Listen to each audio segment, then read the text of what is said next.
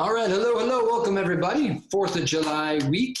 Can you believe that's here already? My goodness.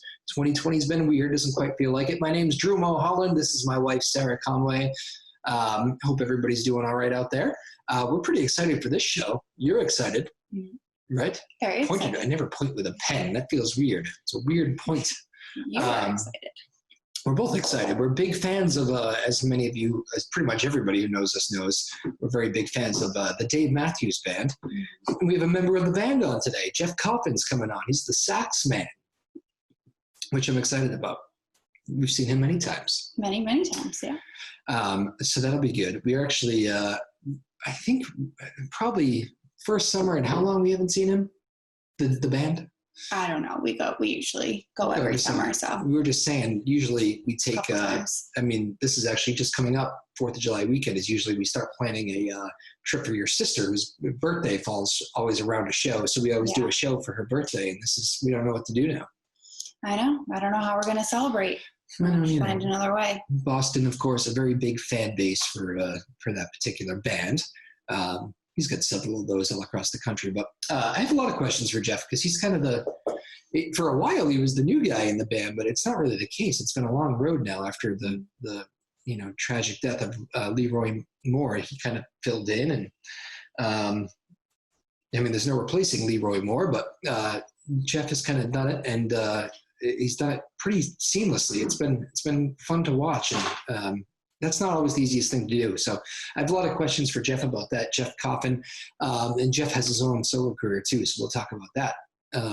You got questions? I'm sure you have questions. I think, yeah, I do. Oh, you do? You ready to go? Yeah. All right, let's bring him in right now. Jeff Coffin of the Dave Matthews Band. All right, welcome back. Live from Drew's house here, another edition. Very excited for our next guest, Jeff Coffin of the Dave Matthews Band. How are you, man? Thanks for doing this. I appreciate it. Yeah, thanks, Drew. Sarah, I'm very glad to be here. Everything's good. Down here in Nashville, hunkered down. Nashville is where we're quarantining. Okay. Actually, we heard some stories like Nashville was, they started to kind of let people out and starting to kind of unquarantine there for a little while. What's it like there as we speak? Today is the first day of mandatory masking because people have not been paying attention. It's so funny because, you talk to everybody around the country, every state did it differently. And here in Massachusetts, our governor got a lot of heat for a long time because, people felt like we should have been opening up, and he kind of cracked down. But Massachusetts at the moment seems a little bit ahead of the curve. So we're actually starting to get back to normal, which is, I know a lot of the rest of the country is going the other way. Well, we were moving into phase 3, and then it started erupting. Yeah. And so they've had to, if you're in public, you have to have a mask. It's mandatory at this point in Nashville. I remember those Nashville bar videos, right at the beginning of this thing, and everybody was starting to hunker down. Yeah, I'm sure everybody who lives there has the same reaction as you. Those were packed bars. Well, yeah, and there's sessions going on in parts of town where there's 40-piece choirs, right next to each other. Yeah. I got a photo from a friend of mine this morning from a session yesterday that's going around. That's all the choir members on the risers together, right next to each other. Yikes. There's a big graduation ceremony yesterday, I think in Hendersonville, which is right outside of the city. Just tons of people, everybody right next to each other. I'm like, what is wrong with you? This is this happening now, this week. Yesterday. Unbelievable. It's unbelievable. Man. It's crazy, man. Well, it's crazy. Well, happy 4th of July, everybody. Hopefully you can get ready for the fireworks. Well, this is the first time I get to meet you, albeit virtually. Sarah and I are both big fans of of course, the Dave Matthews Band, which has been your kind of most recent. You have your own solo projects, and we'll talk about that afterwards. But I do want to ask, what's it like being away from the band? This must be kind of torture for you. I know how close you guys all are. Well, I certainly miss them, man. I love those guys dearly. The crew, everybody involved with the organization. I love everybody dearly, man. They are family to me. And this is my 12th year with them. So yeah, this is the time when we're normally out. But I have to be honest with you, man. I haven't had this kind of open time in my life since the early 90s. Yeah. You know, It has to be the longest run not being on a stage, right? yeah, certainly. Yeah.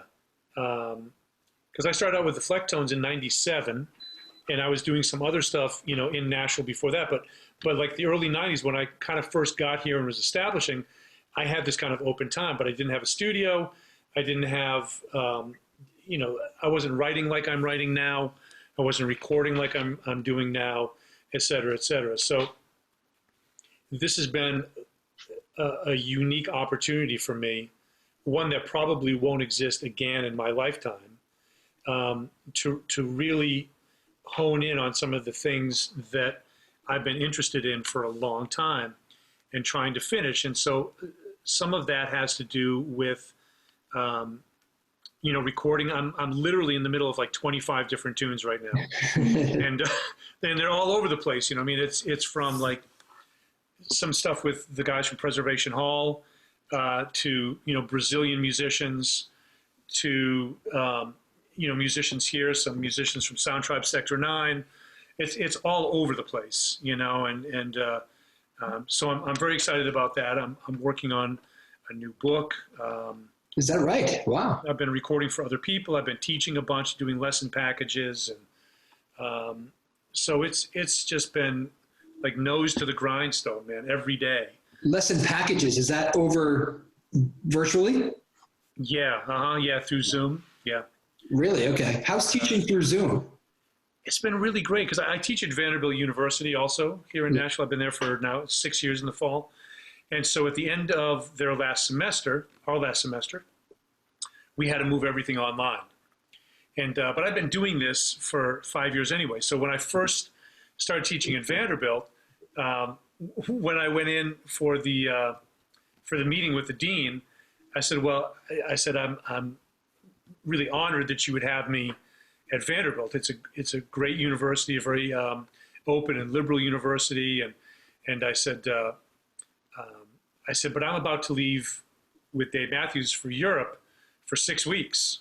And I said, but, you know, I said, I'll make sure that my students know that I'm going, and that I will be doing, at the time, Skype lessons from Europe with them.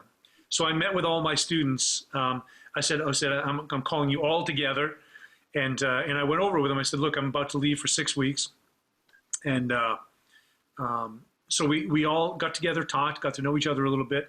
And so, you know, I would call them at like 1 a.m. Europe time after the gig.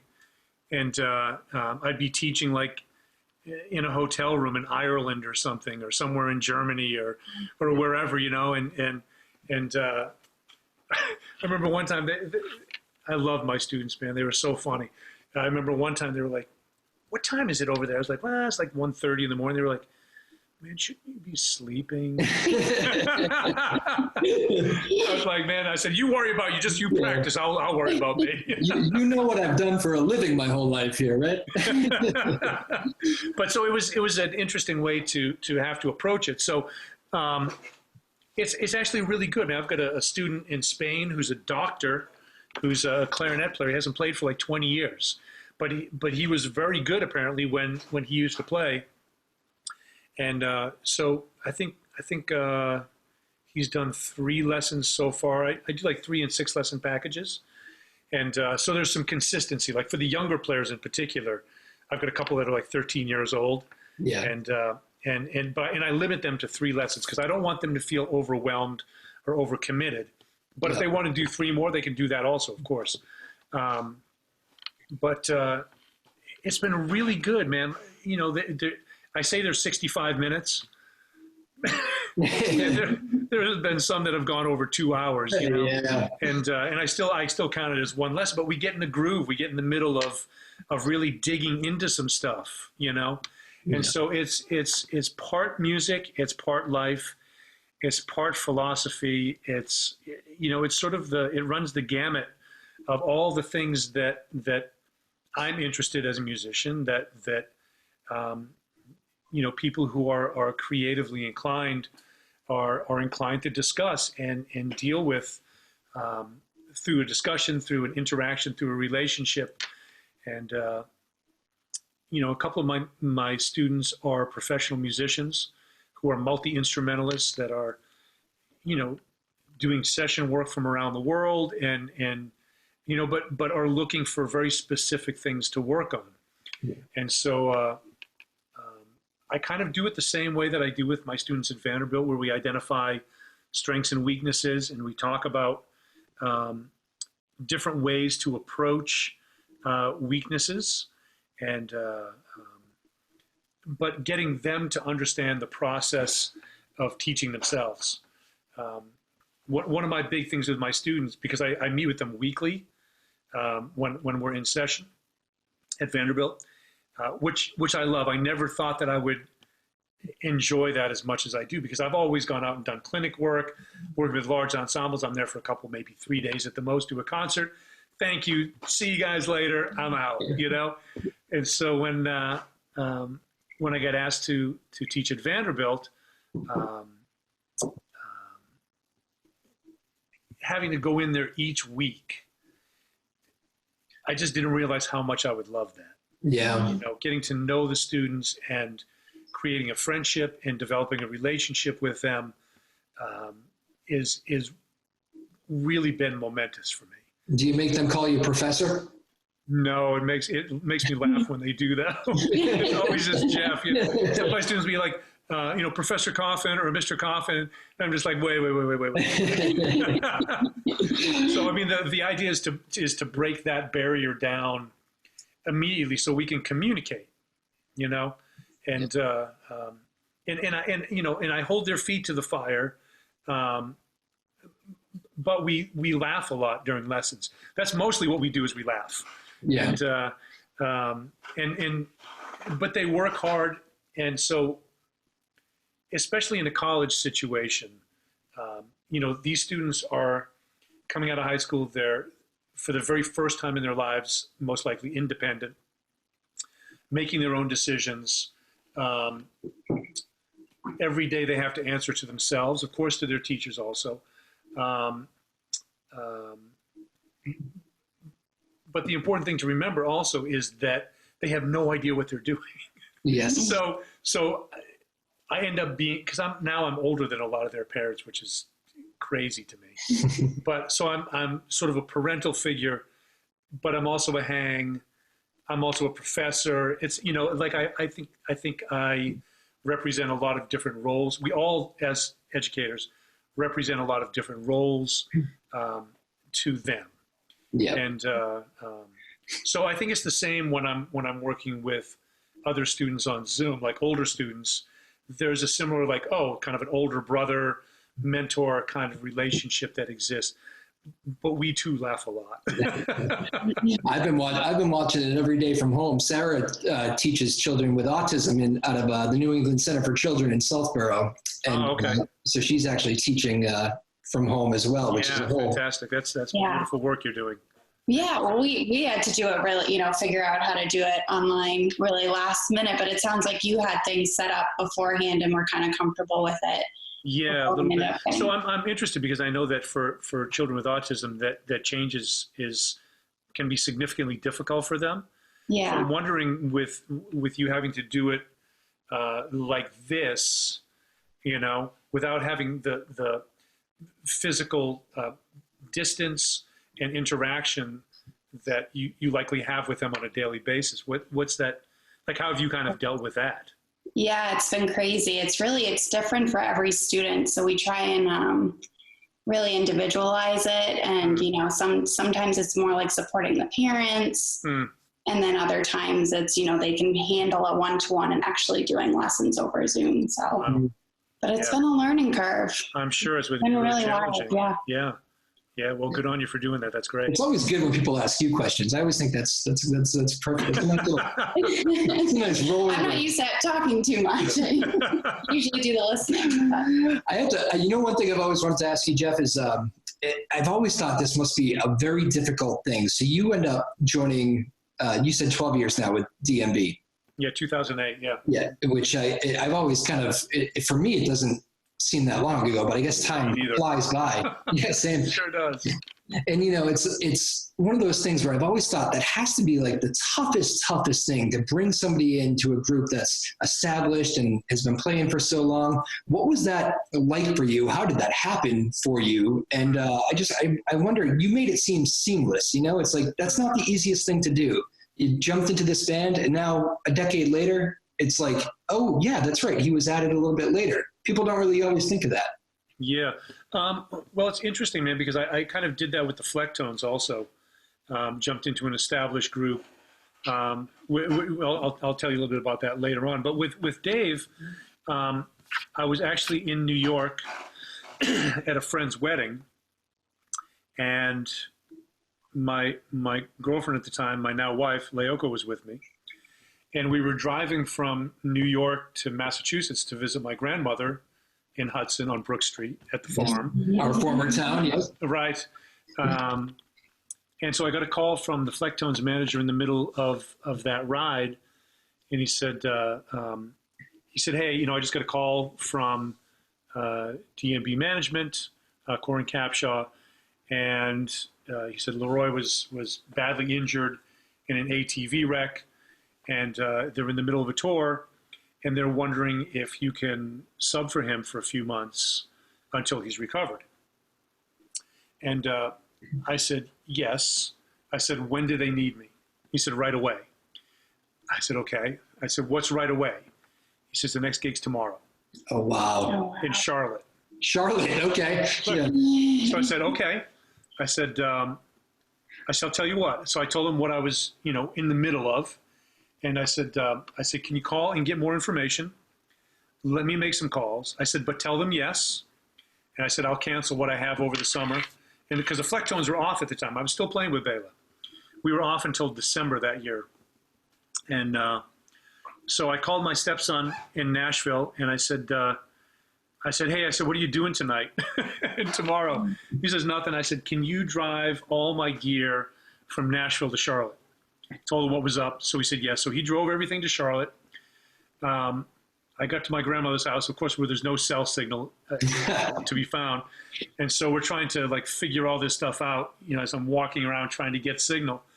And so I took a flight out of Boston the next morning and met up with Dave and Rashawn early that afternoon. And I said, I need manuscript paper, 2 manuscript notebooks, a 3-ring binder with plastic sheets, clothespins, a stand and a stand light, and a bunch of pencils and a sharpener. And so Rashawn, who has this photographic memory for music, and knew all the parts, of course, and sang the rhythms I was writing out as fast as I could. He would say, here are your notes, blah, blah, blah. So we basically wrote out a set that afternoon. Wow. And we sound checked. I had my rack, I had my gear, I had my clip-on mics, my pedals, my horns. And basically that night in front of 15,000 people, I got my little stand light and my 3-ring binder. Wow. No kidding. And yeah, it was seamless. Yeah, that's how it felt. And so, here's the thing, man. I always bring this back to the education world. I'm a big proponent of fundamentals. And so the top fundamental is listening, is being a great listener. And of course that applies to life as well, trying to be a better listener all around. But as a musician, that's one of the things that I've learned how to do. And so when you go into a situation like that, I look at music as a service industry, that I have to serve the music first, then I serve the musicians I'm playing with, then I serve the audience. And by doing those, you in turn get served. So my role going into that situation was to help as much as possible. It's like having a dinner table that every night the same people are there, and then suddenly someone is not there, and there's somebody new there who you already kind of knew, but there's still a foreigner in your table, in your scene, in your everyday humor, in the inside jokes, et cetera, et cetera. And so my role was to come in there, shut my mouth, and do my job, and to serve them, my friends, because I knew them. I had known them since the late 90s when we did opening dates with the Flecktones for them. Yeah, so that helped. And, yeah, because I knew them. I had sat in with them a few times, and you know, they were very, very supportive. And you know, I didn't know anything of what to do or who to talk to about things that I needed, or any of that stuff. So it was kind of, you know, trial by fire. And so the plan, of course, was that Roy was supposed to recover from his injuries, and a month and a half into his recovery, he passed, August 19th of 2008. Yeah, I'm actually talking to you on the. This is the week of his final show with the Dave Matthews Band. Right. Yeah, this would be the week, right? Yeah. Because we're coming So into July.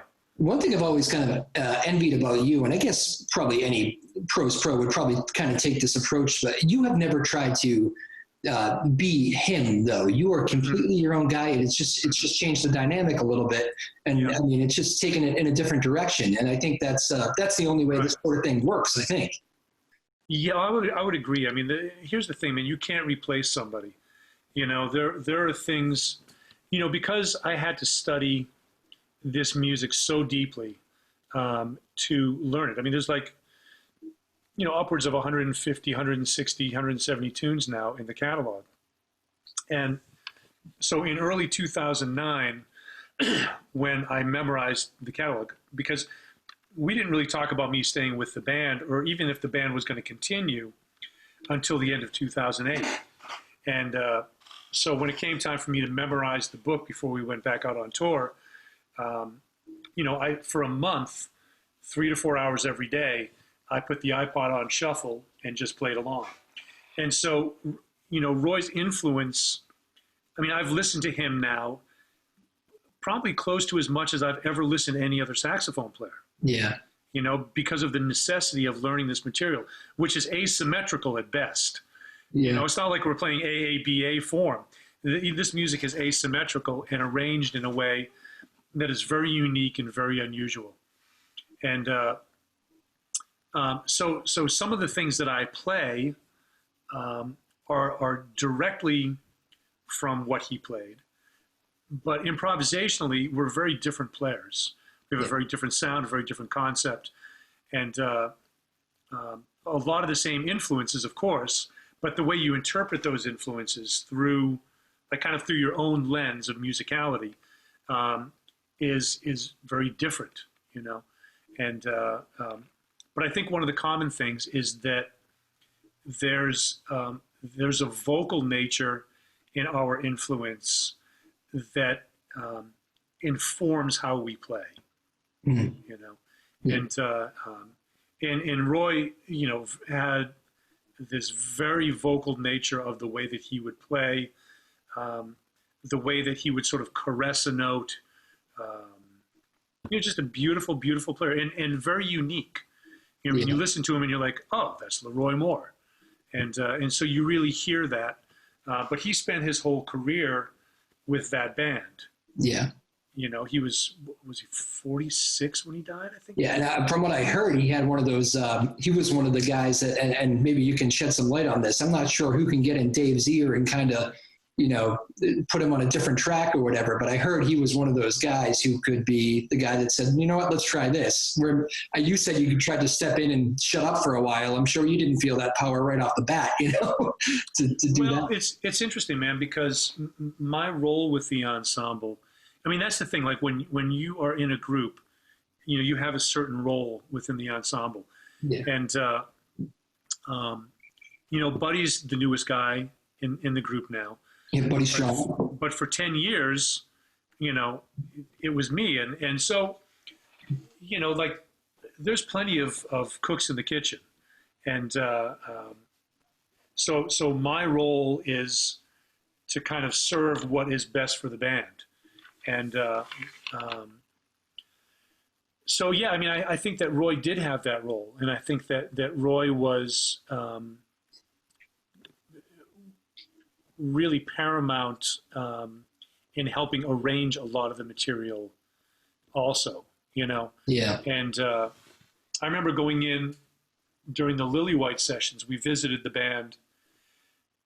I want to say it was in Virginia. I can't remember, but I think that maybe it was at Haunted Hollow. And I remember they played some stuff for us, and Roy was kind of in the middle of doing a bunch of his woodwind overdub stuff, and just layer after layer after layer of saxophones and woodwinds were going down. And it was fascinating because, you know, that music didn't officially come out. And so it's just interesting to sort of watch that process evolve and be part of it, and to just witness sort of the way that everybody grows together within that ensemble. And then, I mean, you could write a book on this yourself, because let's face it, the Dave Matthews Band is not one of those bands that had their glory days and is touring off their hits. I mean, some of our favorite stuff is stuff that has been released, you know, since you have joined the band. I mean, the recent stuff I think is fantastic. I think we feel the same way. You know, it's different than it used to be. But I mean, here's the thing, man. This band has been around. Next year is 30 years. Yeah. And so if you don't experience a lot of growth in 30 years, there's something seriously wrong. Yeah. And I think that this band has experienced a tremendous amount of growth, partially through the loss of Leroy also. Yeah. You know, I think that was a different kind of catalyst within the ensemble. And, you know, and I don't know what it was like before, but I know what it's been like since. Yeah. And it's been extremely, extremely positive and intimate and fulfilling. And so it's been a beautiful experience, which of course, you know, informs the other experiences that I do in my career also, not only my solo work, but my education stuff. You know, and so I'm very grateful, you know, for the opportunity to get to work with these musicians and to record with them, to be around them, to be inspired by them, to inspire them, et cetera, et cetera. And I think that we all feel that way. None of us takes this for granted on any level. Yeah. And it's always about the music, man. We always talk about it. It's like, man, it has to be about the music. You guys always do talk about that.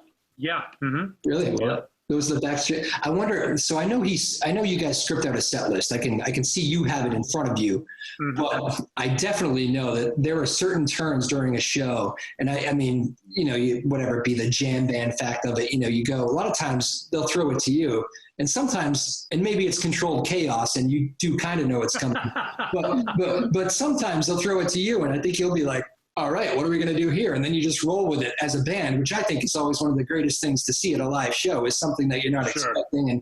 But is that true? Does he sometimes catch you off guard and look at you and say, this is you? You mean solo-wise or tune? Yeah, like when you take a solo, Dave kind of gives you a nod and says... You know, every now and then, man. I mean, you know, solos are pretty much predetermined. Yeah. Every now and then that will happen, but not usually. I mean, but Dave is very conscious of who's soloing every night. Yeah. He takes a lot of time with the set list and goes around to everybody and shows it to everybody and just kind of checks in, you know. Oh, so you do kind of have a say in the set list. He'll bounce that off you? Yeah, he gets bounced off of everybody. You know, really? Whether it's a text from Ian, or if I'm walking by, he's like, hey, you know, what do you think of this? Blah, blah, blah. But yeah, everybody gets a chance to look at it. And sometimes it gets changed from the original also. Yeah. And, but he'll call an audible every now and again during the gig, or we'll skip a tune or move something around, you know, just based on kind of what he's feeling intuitively. And he has great intuition, man. I will say this. He has extraordinary intuition. He really knows the energy of the crowd. He knows his fan base. He knows the musicians he plays with. Yep. And so I've witnessed that many times firsthand. You've even seen a big transition with, obviously, Boyd Tinsley was a big part of the band for so many years, and now you guys are playing without him. Buddy kind of came in after him, and obviously on organs and not the violin, but that is another change that you've experienced. To me, I remember saying this at a show in, I guess it was Mansfield last summer. I remember saying to Sarah, I go, they just look like they're having so much fun right now. And not that not that there were shows that they looked angry or anything as a band, but it jumped out at me that the band was really enjoying playing together. Yeah. True? Oh, absolutely. Yeah. Absolutely. Yeah. Yeah. It feels like a rebirth of sorts, and I would say that there is great joy on stage, great joy. And I think that comes across in the music, in the way everybody is playing, in the way everybody's interacting, the intimacy that occurs up there. I always tell people it's like having a 7-piece small group, like a jazz small group, in front of 15 to 20,000 people. Yeah. And because we are interacting with one another. The stuff that goes on stage. I mean, maybe I don't. This is not true, but I was about to say, I think we're paying more attention to each other than we are the audience. But you know what I'm saying? But there's this interaction that's going on. There's this intimacy that's going on between us. Yeah. That is really, really special, and it's a beautiful chemistry, and so it's just joyful, man. I mean, that's the only way I can really describe it. It shows when you're playing, and I'm sure you've seen shows where you see an artist who does not want to be there on that night. It's been rare for me, luckily, but I've seen them before. Sure, it happens sometimes. Those are tough to watch. Everybody has their nights, but we're joined by Jeff. You got to be consistent too, man. I mean, that's the thing. This band is very consistent in the way that it performs, and everybody's practicing, everybody's working on their craft, everybody is listening at the highest level. And I think that's what makes it unique. I think that's what makes a good band great. Yeah. And that the collective is greater than the individuals. You know what I'm saying? Yeah, absolutely. Mm-hmm. And so I think that this band has that. And when we haven't played for a long time, we come back and it sounds like the band. The Flecktones were like that too, man. We would come back from having a year off. I remember we had a year off one time, and we got back together and was like, "Oh right, sounds like the band." Yeah, just immediately. It's the weirdest thing, and not every group sounds like that. Not every group has that kind of chemistry. And are you worried about that at all? Are you worried about having the hiatus and coming back? And you guys were having so much fun last summer that you're not? Yeah, not at all, man. No, I'm super excited about it. I mean, it's what we're going to bring to the table in a year is going to be extraordinary. Yeah, you know, I mean the getting back with one another, getting to be around each other, and we're all texting each other. We have a group text that goes on. So, every couple of weeks or something, everybody kind of jump on and, send stuff around. Since Stefan sent a really cool link out last night of some stuff.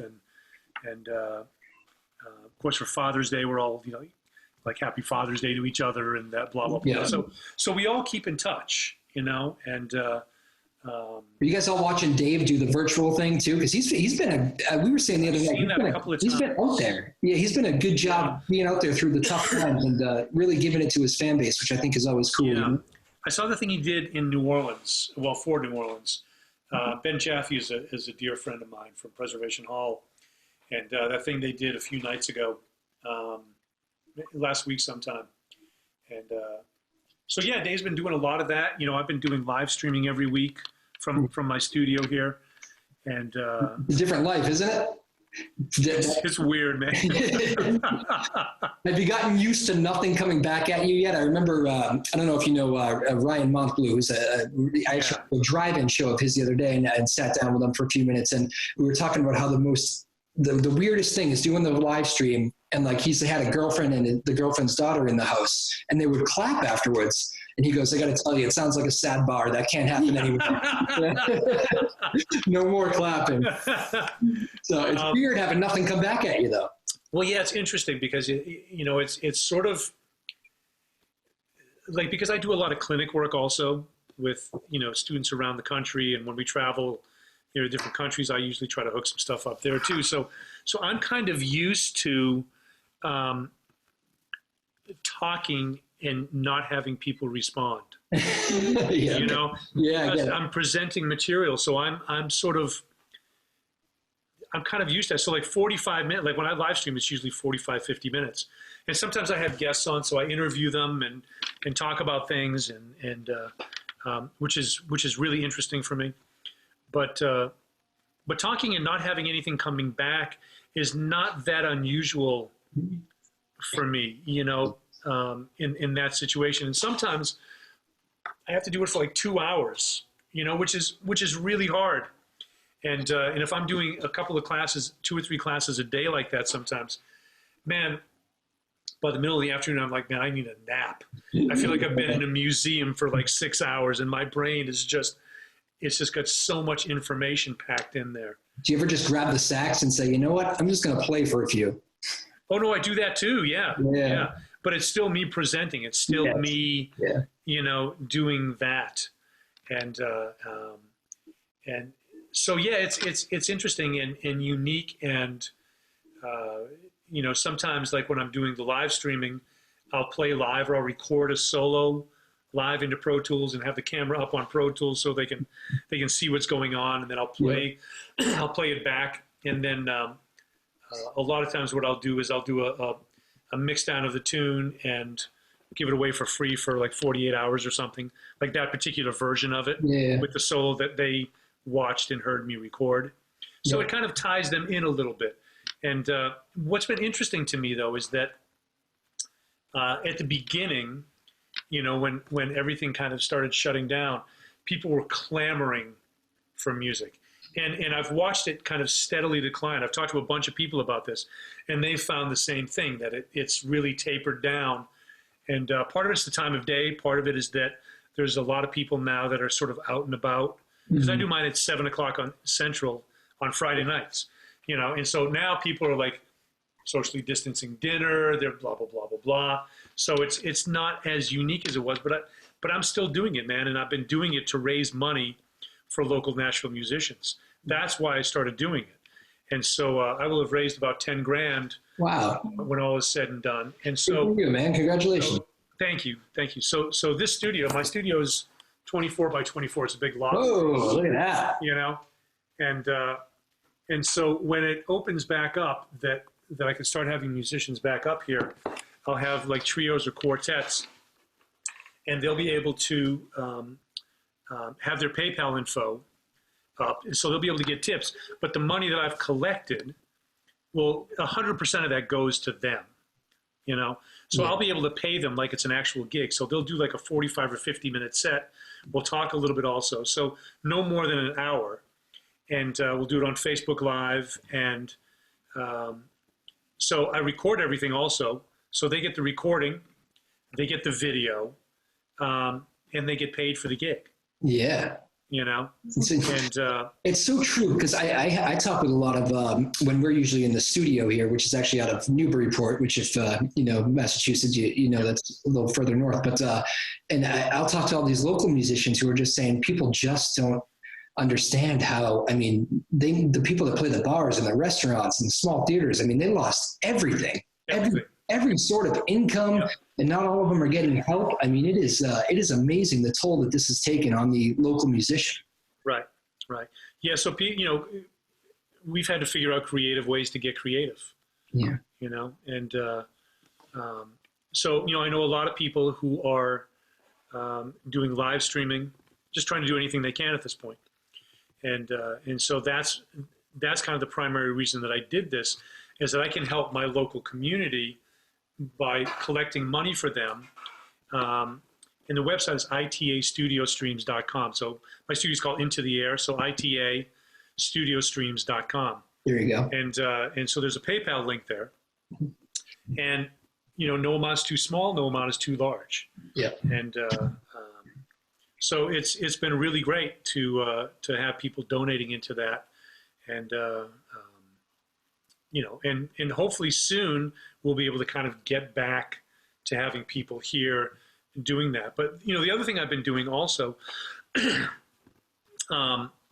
is that the recording that I've been doing on my own, like I was saying, I'm in the middle of like 25 different tunes. Plus I did an EP at the beginning of the lockdown. And I've just started 2 new groups in town, one of which I just recorded 7 tunes with and 5 videos, called The New Gurus, with all these young cats here in town who I think of as like they're the next generation that people are going to be looking to as the teachers. I must love playing with you. It's a blast. I've known these guys for a number of years, Yeah. and I've wanted to start an in-town band, but I'm never home enough, and so I'm like, I'm going to be home, so let's do this. Yeah. And so it's been really fun, and I'd love to play you guys one of the videos too. I mean, I can play it here through Zoom, and but in doing all this, there's a lot of people that I've sent material to for these 25 tunes to record on, Yeah. And so everything from, like some Brazilian folks and people up in New York. I've got Rashawn on something, people on the West Coast, a bunch of people here, of course. But I've been paying everybody, and I will never ask a musician to play for free. I just won't do it, And I'm in a very fortunate position of having a good gig that pays me well. And I've been smart with my money since 1997. Yeah. And that was one of the things Bela told me right from the beginning. He said, look, man, he says, you're going to make some money with this band. He says, be smart. He says, because we all know these gigs can go away at the drop of a hat. Are you telling me that there are musicians in history that have not been smart with their money? Hard to believe, I know. And so I have been, and I really took that to heart. Yeah. And so I'm certainly not rich by any means, but I have been smart with my finances along the way, and so the things that benefit me should benefit my community. Yeah, my community is musicians and creative types, and so I do that. I put my money where my mouth is, and so I make sure that I'm taking care of cats, and even these recordings that we did with the New Gurus, I made sure that I paid everybody, even though it's a collective group. Yeah, I'm still paying everybody, and you kind of have a home-based band now too. You come home and right, thank God, man. I know. And are you familiar with the Zoom enough to do that? Yeah, sure. See, we're not great technology-wise. So This is about as good as I do. I'm used to being in the studio, so I'm going to do. So, can you make me able to share a screen? If you go into this is where Sarah jumps in. Participants, and if you go over to my name, you should be able to allow me, or you can do like share screen, allow multiple people to share the screen. Make co-host, maybe? Is that right? You could do that too. Yeah, that's fine. Okay. Oh, you've been made the co-host. Very exciting. Hooray! I've never given this power to another person. Okay, so let me find the videos here. Let me hide that.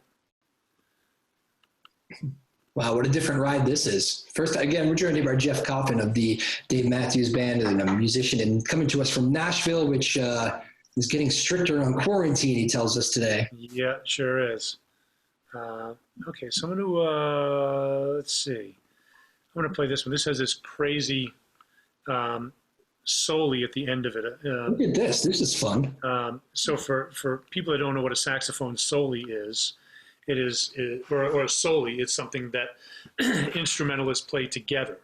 Like might be a whole saxophone section playing a particular line, or with harmony sometimes without, all at the same time.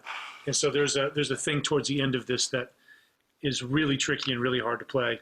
And I apologize to the trumpet player like 3 different times. He crushed it. So it's this guy Emmanuel Etcham on trumpet, who I think is 24 or 25. Jordan Perlson on drums, who moved down from New York a few years ago. Jay White on bass, another young cat. And actually a former student of mine from Vanderbilt, David Rogers, on keyboards, who now plays with Keb Mo and Taj Mahal.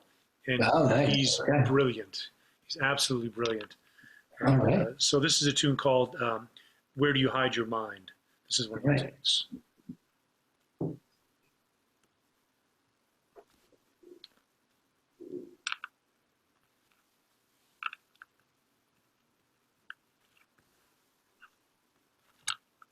Is that us, Jeff? Do we have to turn it up? Can you hear Turn it up? There you Yeah. go. Mm, No, I don't know what's, you know what? That part is not playing through on our end. Jeff, what are we doing wrong there? Again? That part's not playing through on our end. the audio. 1 second. Oh, are you not hearing this? No audio. Oh, okay. Hang on 1 second. Hang on 1 second. Let's see. I wonder why that is. I know. We can see it. Yeah, the visual. Stop the share for 1 second. Let me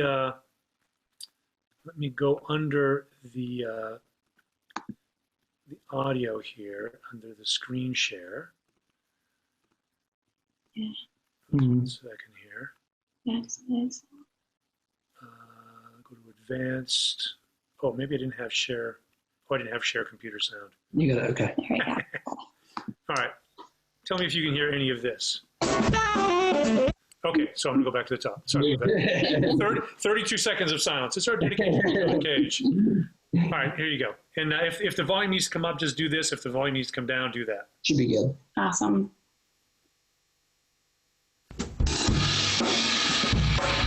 You got volume now, right?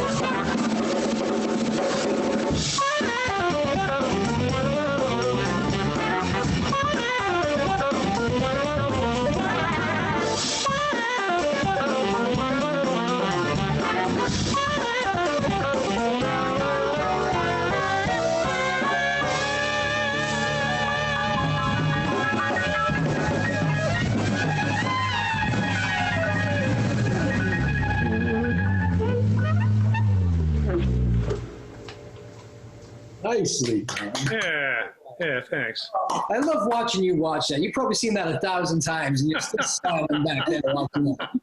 It's really fun, man.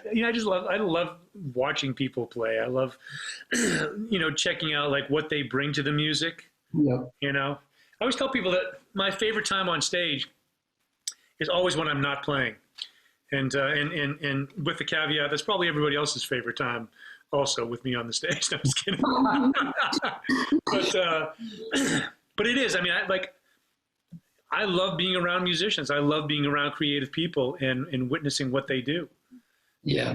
And so as I get deeper into a piece that's been recorded, I learn it more, Yeah.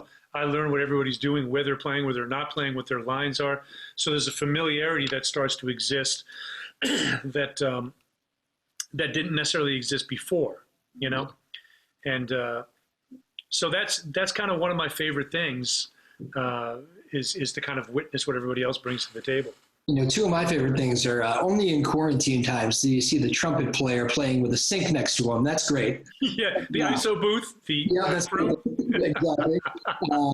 And one of my other favorite, I always say one of my favorite moments, and I've seen this with you several times just going to shows over the years, is Carter banging away on drums, who, by the way, Carter's going to be like one of the top drummers. Is there anybody better than him right now? I mean, come on. It's different than him, but nobody better than him. Different than him, but yeah, you're right. Okay. Yeah. But anyways, back to my point. One of my favorite parts of shows is when he looks over at you. He does to pretty much everybody in the band when he's feeling something, but I just love that big smile as he's banging away, watching somebody go. It's one of my favorite moments of shows. Yeah. Well, that's the emotional component. That's the aesthetic. That's that unbridled joy that we're talking about. Yeah. And musicians who exemplify that, I think are really special. Victor Wooten is like that also when he plays. Yeah. He's beaming from the inside out. Yeah. And one of my favorite Victor Wooten stories, I don't know if you remember this. You being a Boston, some roots there, you may have heard this. I'm not sure. Right. You were in the Mansfield audience during the Boston Bruins playoffs, and there was like a moment where you guys had kind of finished a song, and you could tell it was going to be a little moment. David walked off, I think, and grabbed a drink or something, and you're still there and everything, but just a slight lull, and the crowd had started doing a "Let's Go Bruins" chant, and he brought Victor Wooten on, and he happened to be the guest that was coming up next. Okay. And the "Let's Go Bruins" chant very quickly turned into Victor Wooten. And I thought it was the funniest thing in the world. And I was like, I'm not even sure if the band picked up on that. That's funny, man. I didn't hear that. Yeah, that's funny. Mention that to Dave one day, because I bet he'll think that's hilarious. Yeah, that's pretty cool, actually. It was one of those Stanley Cup. It might have been the year they won, actually. I can't remember. Maybe it was the year they lost to the Blackhawks, but it was in the main show, and I thought it was hilarious. Whenever he brought Victor Wooten up, it was such a funny concert moment. I thought it was. Yeah, same amount of syllables. We usually end the show, Jeff, with a little bit of rapid fire. You ready for this? Sure, hit me. You gotta. Hey, by the way, I want to say, has anybody ever told you that you look like a young Gene Wilder? No, I have not got that one. Think about it. Sarah, go online and look up Gene Wilder and look at him as a youth. Yeah, I was going to say that's not going to take her too long. That's not going to take her too long. I'm going to do it too. I'm telling you, man. Like, you look like a young Gene Wilder. Well, I got this quarantine. I've always had the long hair, but I must say this is the longest I've ever had the hair. Right? Especially like in He's a little more curly than me, I'd say. A little bit, but your hair is all. Check it out, man. Like if you look him up in Blazing Saddles. Okay. Right? It's like I think that was pre-Willy Wonka. Yeah, that's what we're gonna end up getting here when you do the Google, I think. Right. But he was the sheriff in Blazing Saddles, So like, I don't know if you can see this on my computer. You just pulled up the same picture. Yeah, that's great. Right? Isn't that crazy? Yeah. We just. Dude, man, that's you. All you need to get is that little hat. But get a little ascot and like cross your arm. I'm telling you, man. I'm telling you. You can start following the show now. If I show up in the next show with that hat, well, no, this is all your fault. But I'm right? He's had some wild looks. I had a, I used to play and teach a little bit of tennis back in the day. The last show I did with a bandana on, which felt kind of natural to me. Sarah thought I looked ridiculous. Well, it was a headband. It wasn't a bandana. All right, rapid fire time. Did you want to take the first one? It happens to be something you wanted to ask. Do you know what it is? I have a question though. Oh, you want to? Well, all right, never mind. What's your favorite place to play? Oh, my favorite place to play. Like if we were going to travel to see you guys somewhere, what would be the best place to go? Are we planning a road trip, by the way? Is that what this is? I won't. She's anxious to travel, I think. Well, Sarah, you'll be happy about this too. You probably won't be, but Portugal. Portugal. We almost honeymooned. Almost went there. Yeah. We did Costa Rica instead. Okay. So, yeah, I mean the Portuguese fans are extraordinary, and Brazil too. I mean, I think it's something about the Brazilian blood, you know, and Rio also, you know, it's like because we did Rock in Rio last time, it was like 90,000 people, which was insane. Yeah. And but usually like South America and Portugal, which is kind of like South America, just drifted off, you know. Those two places are unbelievable. Did you get the same feedback? Do you get like is it just different? Do you get the same sing-alongs or maybe not so much? A little bit, but it's different because, you know, that crowd is kind of a soccer crowd. Yeah. You know, so the way that they react to things is just different. And the thing is too that I notice in Europe is that the audiences have a different way of listening. I dare say that it's more respectful, actually. Yeah. You know, and that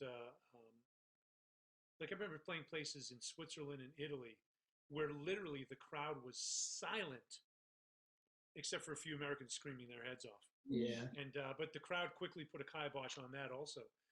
But they would be silent. I remember so much so that like I'd be playing a line at the end of a tune. Yeah. You know, I was playing as soft as I could, and as you get down to a lower register, you can play softer. You know, and but I remember like we finished the tune, and there was silence in the whole place. Then they went crazy. Yeah. Yeah. And, so it's a different kind of, because I mean, here's the thing: like when you have people, as a musician, when you have people really listening on that level, we play differently. Yeah. You know, we play differently, man, because we're not trying to get over the crowd. We're just trying to present it to them. We're not trying to get over their roar. And I understand it. I mean, American crowds are different, and they're beautiful also, but in a different kind of way. All right, well, give me that story, and please don't say Mansfield because you will really hurt a lot of feelings. What has been the toughest? It can even be back from the bar days. You remember a story that just, man, that crowd, that was a tough night. What's the bad story? Oh, well, man, I've played. It wouldn't have been with Matthews, but there have been clubs that I've certainly played where I've sort of had to, you know, say something to the audience. Yeah. That's terrible, right? Nobody wants well, right. I mean, you know, and that's the thing, you know, it's like, you know, I mean, I've had to do that in Nashville sometimes too. You know, if I'm presenting music, I expect people to listen. And even if it's a club or whatever, you know, and so, you know, I've had to, you know, kind of like get above the droll of the audience, you know, and kind of raise my voice on the mic and say, okay, and we're going to ask you to put your listening ears on now. Yeah. And, you know, not being a jerk because, you know, that's, you know, nobody wants that. But just to basically say, hey, you know, like this, we expect you to listen. We're up here presenting for you.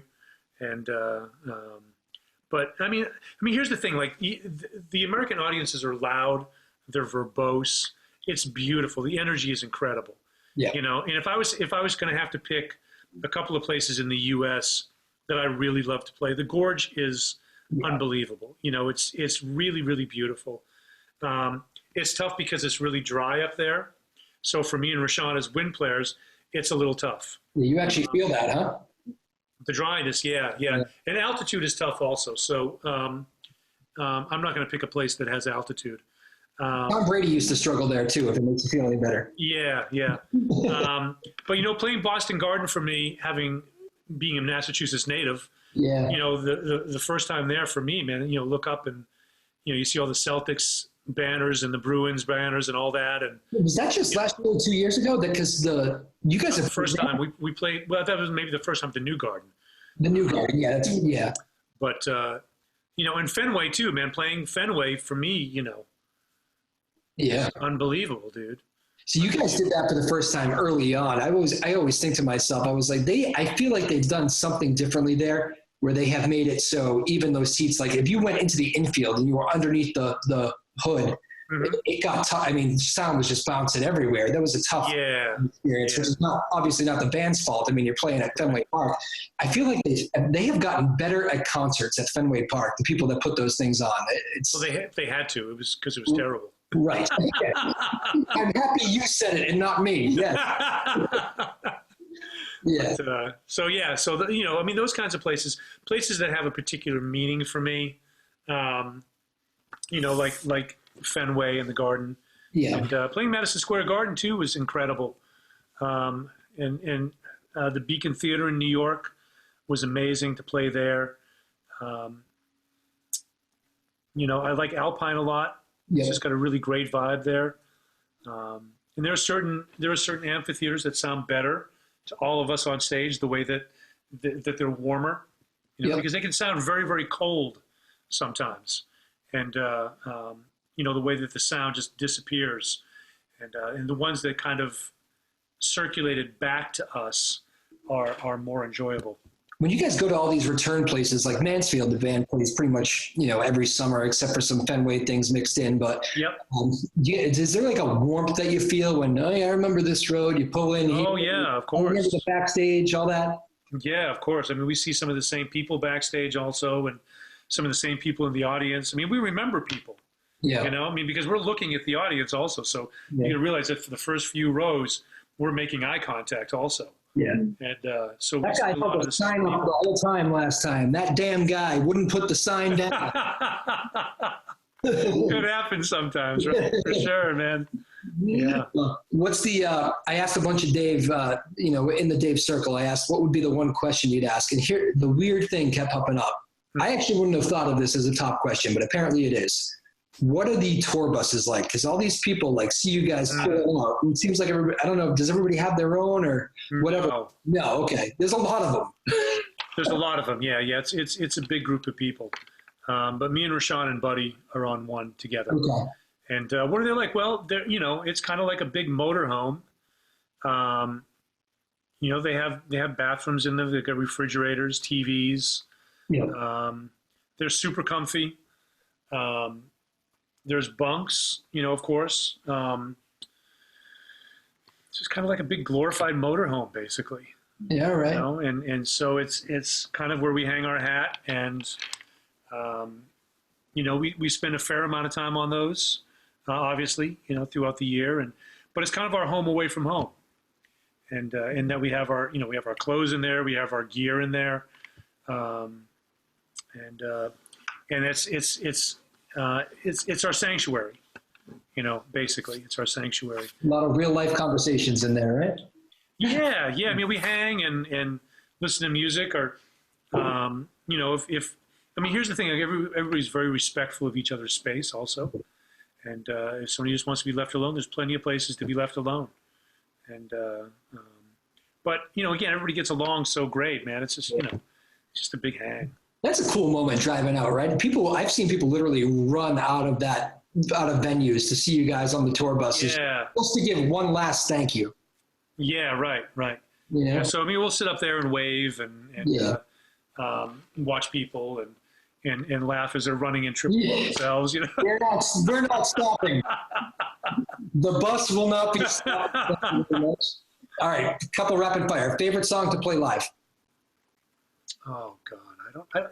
People ask me that all the time, and I actually don't have a favorite song because I learned the whole catalog at the same time. Yeah. Which is, it's not a cop-out. It's just like I love all the tunes, which is crazy. Yeah. If I had to pick one, it'd probably be Last Stop because it's probably the most difficult one to play. Yeah. And we don't play it that much, and I always feel like I'm just about to crater. And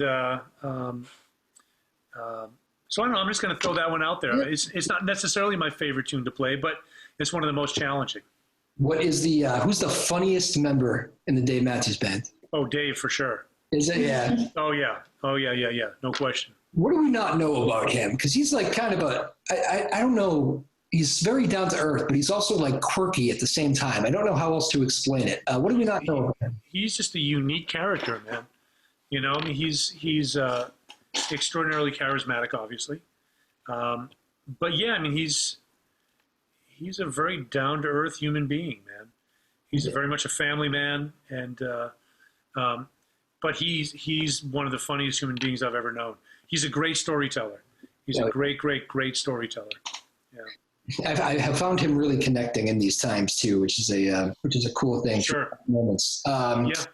And most memorable, it can be most memorable guest that's joined you, or most memorable, like what's the one moment on stage where you were like, looked around and said, wow, I cannot believe I'm here right now. Yeah. Well, for me, I think that's probably when Charles Lloyd joined us out in California one time. Charles's music has been a huge influence for me. And just personally, because it was my idea to have him come out. And I wasn't sure how our audience was going to react to him, quite honestly, because he's pretty esoteric. And he was like 78 years old when he came out. Yeah. 77, 78 years old. And, but it was extraordinary. You know, his ability to connect. I mean, he's a shaman, basically. And, you know, back in the 60s, I mean, his band was opening up for Hendrix and, you know, like all those Fillmore shows, The Dead, and all, you know, like his band was opening.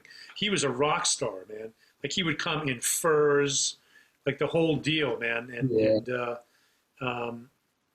he had, I believe he had the first million-selling jazz record with Forest Flower. Wow. And so, you know, he was telling stories of like growing up in Memphis and touring with Howlin' Wolf, doing the Chitlin circuit when he was a kid. And these incredible stories of moving to New York. I mean, he's done it all, man. He's always done it with the greatest musicians. Wow. And so to have him up there and to have him just in full flight on the instrument, oh, it was just extraordinary. I mean, I was over on the side, man, like in the shadows, and I was just weeping. You know, I mean, it was absolutely incredible, man. Yeah. That is cool. Well, my final question, and I promise this is the last one because we've kept you much longer than I promised we would keep you, which tends to happen. Oh, good. It's been fun. It tends to happen when I have people that I am enjoying myself with. Final question would be music industry as we go forward here. We are far from out of this pandemic. Your feelings on where the live music world is going here in the next year or so.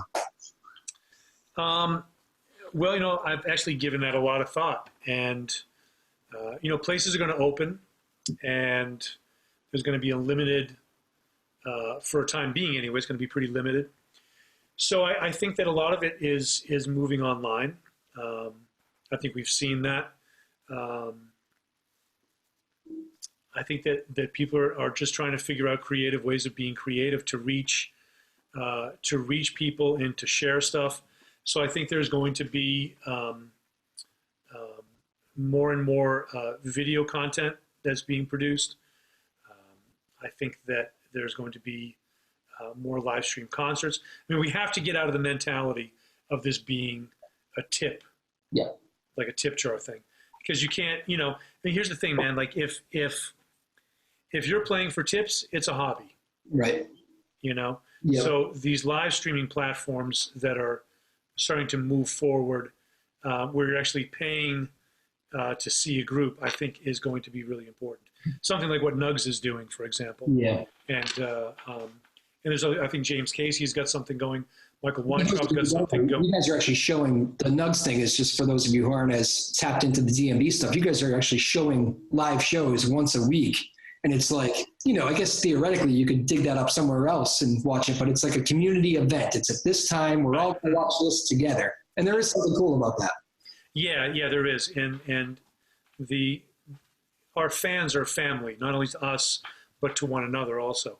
Yeah. And so that community, not unlike the Fish community, the Dead community, the Flecktones community, et cetera, they like to be together. Yeah. And they can comment together and have watch parties together and all this. So it's beautiful, man. There are ways to really connect through social interaction. Social media, to an extent, I call it anti-social media. Gotta be careful there. Gotta be careful there. Right. But I think that, getting online and watching concerts together, things like the drive-in, et cetera, I think that brings people together, and that can only be good. Yeah. That can only be good. I got to tell you, that drive-in thing, that Montpellier show I went to the other night, felt like a concert, that drive-in show. It worked. Yeah. They give you this parking space and the space to your left where you can put a lawn chair or anything. And, that wouldn't work for you guys. You're too big. But, that kind of artist that's just, out there by himself. And it worked. Yeah. Well, I know Kenny Chesney did something recently. Did he? Oh, I missed that. He plays to huge crowds, So I think that there could be a model that opens up that's similar to something like that. It's tough for us because we all live in different places. Yeah. Yeah. And but if you've got an all Nashville group, if all your musicians are coming out of here, then seems pretty doable. Which you so happen to have now. Which I so happen to have now. Yeah, so if anybody wants to hire the new gurus to come out and do one of those shows, we'd be down. We got about an hour's worth of music. Well, Jeff Coffin, man, this was a blast. Thank you so much for doing it. I really appreciate it. Thank you both, yeah. It's been nice to virtually meet you. I will you too. try to do it in person when we get out back on the road someday. It'll be fun, all right? Sounds good. Thanks, Sarah. Thanks, Drew. Thank you. All right. Thanks, Take care, y'all. All right. Bye-bye. Yeah. Bye-bye. All right, Jeff Coffin of the Dave Matthews Band. How cool was that, Sarah, huh? So cool. Very nice. I enjoyed him. It's always nice when you meet those guys in these big bands that you're really into, and they're just nice, down-to-earth people. There's nothing better than that. Yeah, he was great. Very fun. All right, so that kicks off our 4th of July week. Do I want to give away our guests? I'm actually pretty loaded up on guests for like 3 weeks, which is always fun. But I'm not going to tell you who they are. We went long enough there with Jeff, which I hope you all enjoyed. That was a lot of fun. I really enjoyed that. We took much more time than I said we were going to, and obviously that was okay. Or they're screaming about me back there right now saying he lied to us, but I don't think that's the case. That was a lot of fun. Jeff Coffin of the Dave Matthews Band, saxophone player, one of our favorite bands. Mm-hmm. Can't beat that. Yep. Sarah Conway. Drew Moholland, and this has been Live from Drew's House, another edition. Thanks, everybody. We'll see you next time.